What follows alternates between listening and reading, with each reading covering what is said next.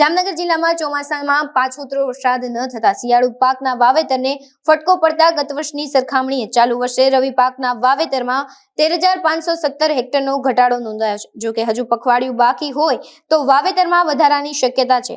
ઓછા પાણીની જરૂરિયાત અને ઊંચા ભાવ મળવા જિલ્લામાં જીરું 4 ગણું વાવેતર થયું છે, જ્યારે ચણાના વાવેતરમાં ધરખમ ઘટાડો નોંધાયો છે। જિલ્લામાં મહદઅંશે ખેતરોમાં કુવા બોરમાં પૂરતું પાણી રહ્યું નથી, જેને લઈ ધાણા ઘઉંના વાવેતરમાં પણ નોંધપાત્ર ઘટાડો જોવા મળી રહ્યો છે। તો બીજી તરફ 15,000 હેક્ટરમાં ગત વર્ષની સરખામણીએ કપાસનું વાવેતર વધુ જોવા મળી રહ્યું છે। નમસ્કાર, જિલ્લા ખેતીવાડી અધિકારી જામનગર આર.એસ. ગોહેલ।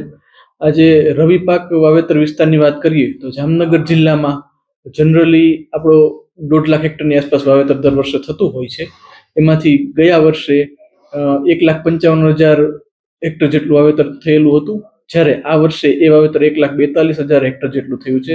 જે ડિફરન્સ વાવેતરનો છે એની માટેના 2-3 કારણો છે। એક તો લાસ્ટ યર વરસાદ થોડોક લેટ હતો અને ખેડૂતો પાસે પાણીની પૂરતી સગવડતા હતી, એટલે વાવેતર વધુ થયેલું હતું। એની સાપેક્ષમાં આ વર્ષે કપાસનું વાવેતર પણ ગયા વર્ષ કરતાં લગભગ 25,000 હેક્ટર જેટલું વધારો થયેલ છે અને કપાસ પાક હજી ફિલ્ડમાં ઊભો હોય એના લીધે વાવેતર એ પણ ઘટ્યું છે। અને પાણી પણ જે આ વખતે વચ્ચે મહિનો દિવસ વરસાદની ખેંચ રહેલી ચોમાસા સિઝનમાં, ત્યારે ખેડૂતોએ ઉપયોગ કરેલો હોય છે પાણીનો, તો પાણીની સગવડતા પહોંચી હોય તો થોડો વાવેતર વિસ્તાર ઘટેલો છે।